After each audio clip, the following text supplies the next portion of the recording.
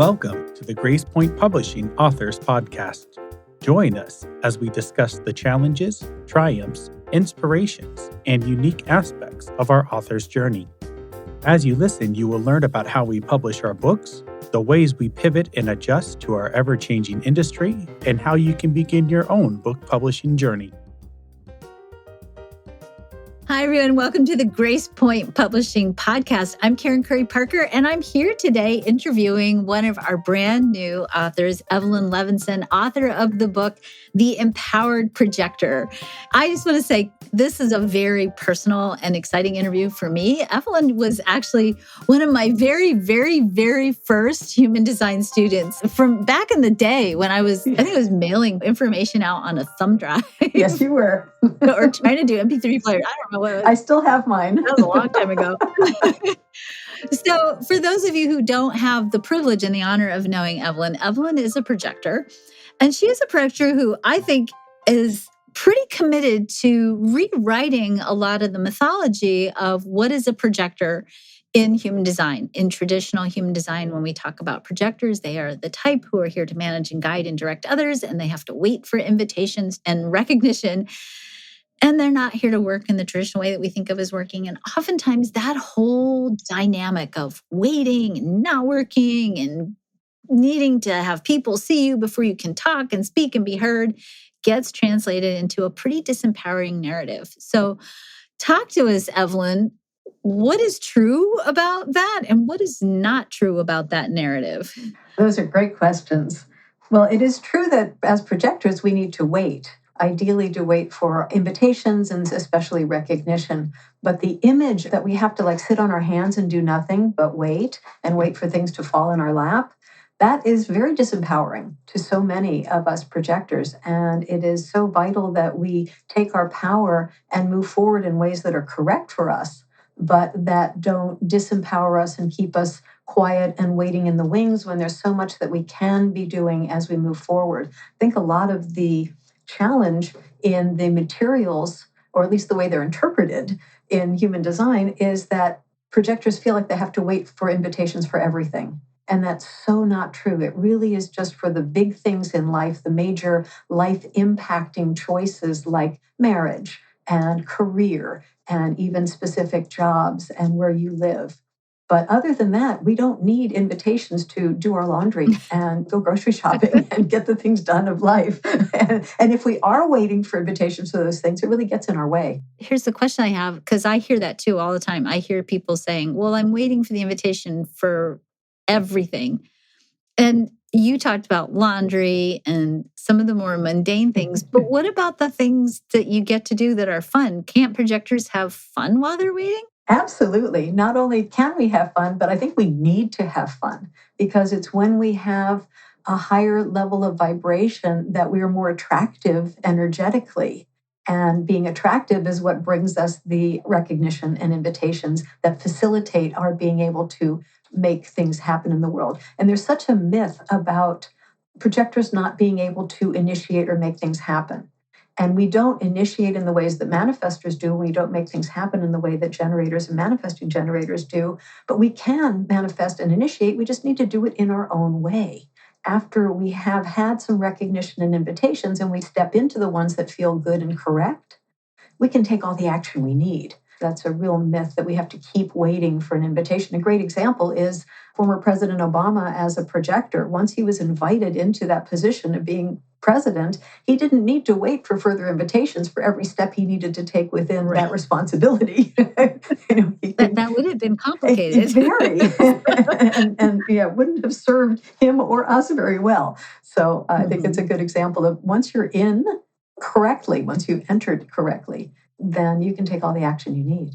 So tell us a little bit about projectors and burnout. That seems to be the theme that I hear projectors talking about and experiencing in quite significantly impairing ways. Yes, that's a huge issue. And I think so much of it comes from projectors comparing ourselves to others.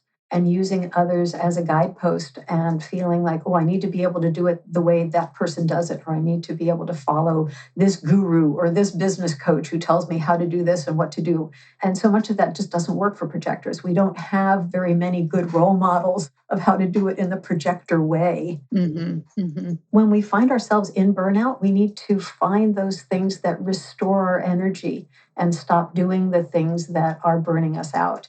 And I have an entire chapter in the book about burnout because it's so important. I also have another chapter about bitterness because that's another big issue as well. That was going to be my next question. So human design teaches us that each type has an emotional theme, and they're not exciting. They're like anger, frustration, bitterness. Nobody likes them. And of course, as you said, the emotional theme for the projector is bitterness. Why bitterness? What does that mean? What if you're a bitter projector? What do you need to do? Well, first, it usually starts from a feeling of it's not fair. Whatever's going on, it's like, oh, that's not fair. That is harder for me than for other people. That's not fair that I just tried to help that person and she bit my head off. And then from not fair, it sort of slips into this, what I call slippery slope of going down into full bitterness. And that is a really tough place to come out of. What we need to do is come out of it a little bit at a time. Abraham Hicks describes it so beautifully, taking baby steps up the emotional scale. And that's a great image to keep. It's like, you're not going to get from way down at the bottom all the way up to the top in one step. You need to inch your way up. But as soon as you recognize that you're feeling bitter, it's so important to focus on what is working and where you are getting recognition and where you are getting the invitations, and to stop comparing ourselves to others. That's a huge issue that so many people run into. And in the comparing, then we try to keep up with the energy types, the generators and the manifesting generators, and even the manifestors. And when we're trying to do that, we're out of our own alignment. And that's where we run into trouble, especially with the burnout and also the bitterness. What if you love a projector and they're really bitter? What advice would you give someone if they were in love with a bitter projector? They should read my book. It's a simple answer. It's a complicated question, and I really do cover that pretty thoroughly in the book. Helping the projector feel recognized and seen and heard will go so far to helping the projector relax and feel like the world isn't stacked against them all the time. Projectors often feel never heard and never seen and never valued. And when you can ask a projector for their opinion or their advice or their input or their guidance, it changes everything for the projector. Now, if they're steeped in bitterness, it may take a while to get out of that. It doesn't always leave immediately. But when they can start to feel a little more empowered and a little more recognized and a little more valued, that valuing will help them value themselves. I think a lot of the bitterness comes from devaluing ourselves because we feel not valued by others. And we tend to use others as our metric for how do we value ourselves. And one of the things I emphasize strongly in the book is to value yourself for yourself, not based on whether you're getting invitations or recognitions or not. I have a 12-year-old, almost 13-year-old projector daughter who is the first projector kid I've raised since birth. All my other kids are generators and manifesting generators. It's been very fun to watch the natural unfolding of the projector in my own house and to see how innate so much of the nature of the projector is in how they are. I joke she's my living lab. I also joke, but it's not actually funny, that she runs the household. She is by far the source of all the wisdom in the house. And my husband and I have long learned now that if we don't know what to do, just ask our daughter. But one of the things she talks about, and actually she ranted about yesterday, she said, I hate being a projector. She says that a lot. She said, I wake up every morning with so many ideas, and by 11 o'clock, after I've only tried one of them, I'm tired. And she said, then I can't do anything for the rest of the day. So that is not the first time I've heard that. Can you speak into that? And what do you do if you have so many ideas and you're a projector and you don't know how to get the energy to do them all? That is the $1 million question, honestly. And there are no easy answers to that. Part of it is pacing yourself and identifying what the highest priorities. so that you're really focused on the most important things. And a lot of it too is getting help and asking for help when you need it. And not in a begging, oh, woe is me, I'm weak, but getting people to cooperate with you and support you in your ideas. And I happen to know your daughter's chart a little bit, and she's a very powerful projector. Yes, she is. One of the things that's so interesting about projectors is there's such a wide variety of us. There's a lot of variety there, and not all projectors function in the same way. When you love what you do, it also provides energy. And one of the advantages of waiting for an invitation for something is that it brings energy, it brings resources, it brings support for stepping into and fulfilling whatever that invitation is. For sure. I also want to talk about something else that you have brought up a lot over the years. And I think it's a difficult conversation sometimes to have. One of the things you talk about is the shame of the projector and healing the shame. Why do projectors have shame? I think that comes from the comparisons, comes from seeing the other types, not knowing, of course, that there are other types, but seeing other people be successful and have energy. If I didn't know that I was a projector and you're a manifesting generator, and I've been following you and taking classes from you and working with you for so many years, I would be constantly feeling like, I'm worthless compared to what you're capable of doing and what you do on a daily basis. Just reading about what you do makes me exhausted. But what I've learned is I need to do it my own way. I need to do things that work for me and not try to be you and not try to function like you. And I think when we can stop comparing ourselves and seeking that validation from outside of us and really tune into our own sense of value and trust our own sense of value in the world, then we're not operating from that needing it from outside. When we need it from outside, then we try to do whatever we need to do to fulfill the expectations and the standards set by others. And that's where we get so exhausted and so bitter. All right, one last topic. This is one more really juicy topic. Actually, there's several more, but we'll talk about this one. What about projectors and money? That can be a tough nut to crack because generators and manifesting generators are 70% of the population. They kind of set the standards and set the rules, and they work in ways that we can't as projectors.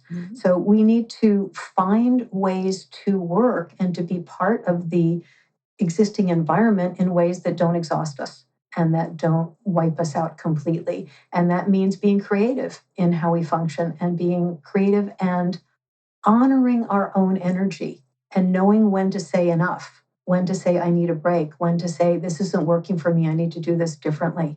That is huge. And finding ways that fulfill your natural abilities. I think so often we feel like being successful has to be hard. That's where we get the rewards. We get the pat on the back. It's like, oh, I worked really hard on that. And that's, and when things come easily, we don't value them as much. But what I say to all my projectors is easy is good. Go where it's easy. Do what's easy. Do what feels natural for you and find ways to have that be valued by others. And it starts with us valuing it ourselves. When we discount what we do, it's like, oh, well, okay, that just comes so easily to me. That can't be valuable. It's like, no, that's actually really valuable because it's easy. So we can do it consistently. And then when we value it, then we indicate to others that it is valuable. What advice would you give, let's say, if you have somebody who's just newly discovered, hey, I'm a projector. I'm also really bitter. I'm also really tired and burned out. And I really need money, but I don't have the energy for it, or I just have a little tiny bit of energy left. What would you tell a projector under those circumstances? Oh, that's tough. Do whatever you can. Do whatever little bits you can and try as much as possible to leverage your energy. As projectors, we have innate wisdom about how people can do things better. We're really designed for that guidance, not for the actual doing. So the more you can be in a role of guiding and directing others rather than doing the work yourself, that will alleviate some of that exhaustion from the doing energy. In your fantasy life, when you imagine the perfect world, everybody fulfilling their right place, their right space, doing their right work, how do you see the role of the projector? What does the world look like for projectors? The world looks like projectors being honored and recognized and invited and respected for their natural capabilities, not having to work really hard to make a living. I have this fantasy that there's this projector fund I like this. that projectors can access when they need it, so that they don't have to work for a living in the traditional way that others have to work for a living. And there's a higher level here as well, that projectors are really here to help guide and bring into form the new evolution of human consciousness. And I really believe that we are on the forefront of that we're here to provide guidance and shaping of that evolution. And when we can be not exhausted and not worried about money and functioning at our highest energy levels, then we can provide that guidance that is so useful and so vital, actually, for now. We're all part of this, and it's happening without us, but I think we can play a very crucial role to help shape it and bring it into form in a way that serves the greatest good. Yeah, thank you. So your new book, Becoming an Empowered Projector. Got it. Becoming an Empowered Projector. You can get her book in Kindle format or ebook format and paperback. You can get it on any big online retail outlet, including Amazon, Barnes & Noble, and probably Target very soon. Ooh, nice. Go run and get Evelyn's book. I always tell people, get it even if you're not a projector, or even if you don't have a projector in your life that you know of, that you love, you know a projector. You just don't know you know a projector. Everybody knows a projector. And learning how to recognize oftentimes these sort of hidden gems that are standing on the edges of things, just waiting to tell you with all that wisdom what you need to do is essential. You don't know until you've actually allowed yourself to be guided by an empowered projector how your life can be transformed, how that person can tell you how to look at 20% of your life and leverage it to get 80% more results. That's not brain stuff. That's just nature. That is the nature of the empowered projector, is that they know, and they don't even know how they know. It's their job to know, and they will tell you. And I think if we can really allow ourselves to drop into a collaborative relationship with all of the different types, and particularly the projector, a lot of the challenges that we're facing today on this planet could get fixed, I think, pretty darn fast. I'm always amazed at how people will learn more about themselves as they begin to learn about projectors. Yes. Because in the book, I also talk about how we all fit together and the roles that we each play and how we impact each other. Even if you're not a projector or have a close one, you'll probably learn a lot about the world and how it works, as well as about yourself. Even if it's just in contrast, it's like, oh, okay, I function differently than that. And just that clarity can help other types as well. Absolutely. You can also learn more about Evelyn and her work at her website, humandesignforsuccess.com. She's got all kinds of great articles and blog posts there, all kinds of information about projectors and more. So go check out Evelyn's site and get her book. Get her book today so that we can start putting all the puzzle pieces of humanity back into their right place with love and honor. So thank you, Evelyn, so much for joining me today. And I'm just so excited about this book. It's been much needed for a long, long time. Thank you. I'm thrilled to have been the vessel through which it came. It really felt like the outline for it just plopped out, fully formed. I love it. Awesome. Awesome. Thank you for joining us on this episode of the Grace Point Publishing Authors Podcast. We can't wait to talk more next time as we introduce you to another one of our amazing authors. Make sure you hit subscribe on your favorite podcasting platform so you never miss a single episode of the Grace Point Publishing Authors Podcast. To find out more about our authors and to see how we can help you publish your book, head to gracepointpublishing.com. Keep writing, keep creating. Your words matter.